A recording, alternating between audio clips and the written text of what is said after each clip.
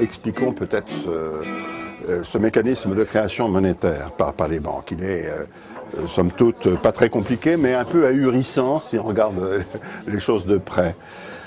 Si vous prenez une banque à l'équilibre de son bilan, son actif est égal à son passif. Bon. Quand vous allez voir votre banquier pour obtenir un prêt immobilier par exemple, la banque vous fait signer des tas de papiers et c'est donc un crédit qu'elle vous accorde. Mettons 100 000 euros. Je prends un chiffre n'importe lequel.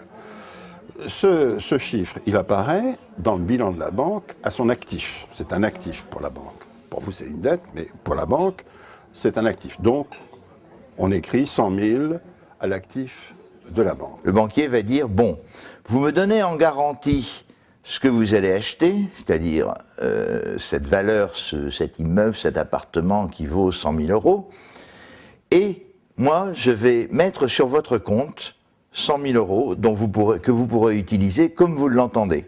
C'est votre argent. Donc les 100 000 euros se retrouvent immédiatement sur votre compte, c'est-à-dire à droite dans le bilan, c'est-à-dire au passif du bilan de la banque. Donc de nouveau, on a un bilan équilibré, 100 000 à gauche, 100 000 à droite.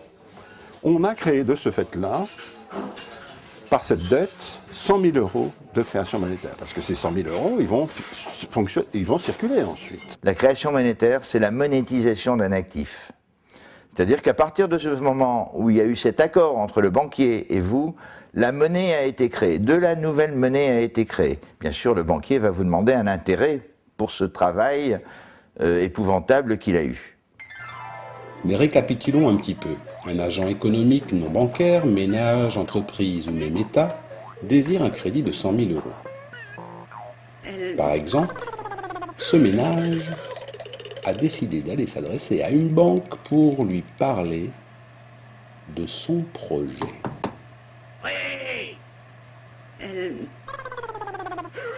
Pour ce projet, il doit présenter des garanties. Le banquier réfléchit et accepte. Et le banquier décide de passer contrat avec le ménage en question. Mais comme on vous l'a expliqué, les 100 000 euros demandés par le ménage vont être créés sur les livres de compte de ce banquier. Et voici comment il s'y prend. À gauche, l'actif. À droite, le passif. L'actif, c'est sa créance. Son passif, c'est le dépôt à vue, la somme créditée à ce ménage qui s'en va tout content. Du coup, le ménage est crédité des 100 000 euros, mais moyennant intérêt. Et des intérêts substantiels, car le banquier prend d'énormes risques et il doit bien vivre. Pourtant, entre vous et moi, qui prend le vrai risque dans cette affaire? Mais voyons à quelles règles sont soumises ces banquiers.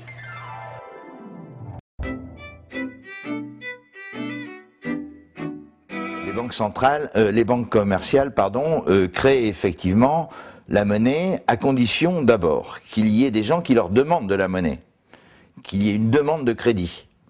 S'il n'y a pas de demande de crédit, il n'y a pas de création de monnaie. Ensuite, elles sont tenues à des règles prudentielles. Sinon, tout le monde serait banquier, c'est un métier formidable. Hein.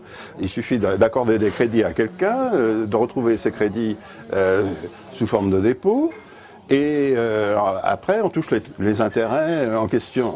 Bon, tout le monde serait banquier si tout le monde pouvait évidemment créer de la monnaie de cette façon-là. Elles ne peuvent pas créer plus d'un certain pourcentage de leurs fonds propres. C'est en gros 12 fois leurs fonds propres. Ensuite, elles sont obligées par la loi à fournir le public, c'est-à-dire entreprises et ménages, de monnaie centrale, c'est-à-dire des billets. Ça représente ce qu'on appelle des fuites. Et enfin, pour terminer, elles sont tenues à avoir des réserves obligatoires. Ce sont les réserves qu'elles doivent constituer à la Banque centrale, mais réserves fractionnaires, puisqu'elles ne sont qu'à hauteur de 2% du montant des dépôts faits chez elles. Tout va bien? Tout va bien. Le système bancaire repose certes sur la confiance, mais voyons comment il se régule.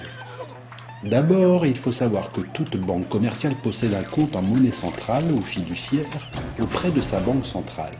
Réglementairement, pour émettre du crédit, donc créer de la monnaie, la banque doit avoir au moins 2% de l'ensemble des dépôts en réserve à sa banque centrale. Ce sont les réserves obligatoires. Si dans l'absolu, la banque peut créer 50 fois plus de ses dépôts, dans la réalité, c'est plus complexe, car lorsque les clients de la banque commerciale demandent des crédits, ils ont aussi besoin de pièces ou de billets pour d'autres transactions. C'est ce qu'on appelle des fuites. Une banque privée distribue en général 13% de ses dépôts en monnaie centrale, les billets et les pièces. Elle doit donc prévoir d'avoir au moins ces 13% sur son compte à la banque centrale.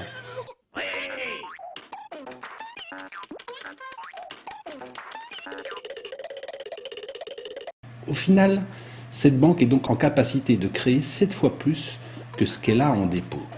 Ça n'est pas les 50 fois plus tel qu'on vous le disait, mais c'est déjà pas mal et cela donne une certaine aisance, comme on vous l'a dit.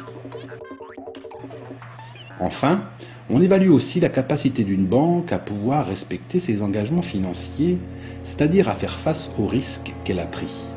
On prend alors en compte ses fonds propres, ce qu'elle possède réellement, c'est-à-dire l'ensemble de ses actifs, moins ses dettes. Et ses fonds propres, donc, doivent être au moins de 8% du total de ses engagements. On parle ici de règles prudentielles qui limitent somme toute le pouvoir financier de la banque qui n'est autorisé à investir pas plus de 12 fois le montant de ses fonds propres. Mais où en est-on vraiment aujourd'hui ? Le problème, c'est qu'actuellement, la Banque centrale n'a quasiment pas de levier sur la création monétaire, ni sur les taux d'intérêt d'ailleurs. Un petit peu sur le taux d'intérêt, mais pas beaucoup. C'est plus l'offre et la demande qui crée la demande qui crée l'émission de monnaie. S'il y a beaucoup de demandes, il y a beaucoup d'émissions de monnaie. S'il y a trop de demandes, il va y avoir augmentation des taux d'intérêt.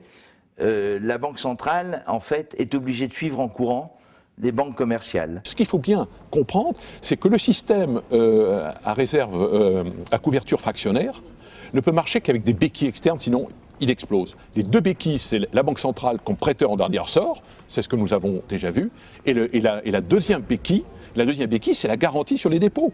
Parce que s'il n'y a pas de garantie sur les dépôts, à la moindre information négative, les gens vont se précipiter pour retirer leur argent, et la banque explose. On est dans un système de réglementation qui est plus théorique, je dirais, que réellement contraignant, pratique et encadrant pour le système. Et d'ailleurs, si on arrive à une telle crise avec une telle ampleur, c'est qu'effectivement, bien au-delà de ces règles, eh bien, on voit que les banques ont pu avoir la bride sur le cou et ont pu outrepasser et jouer avec ces règles.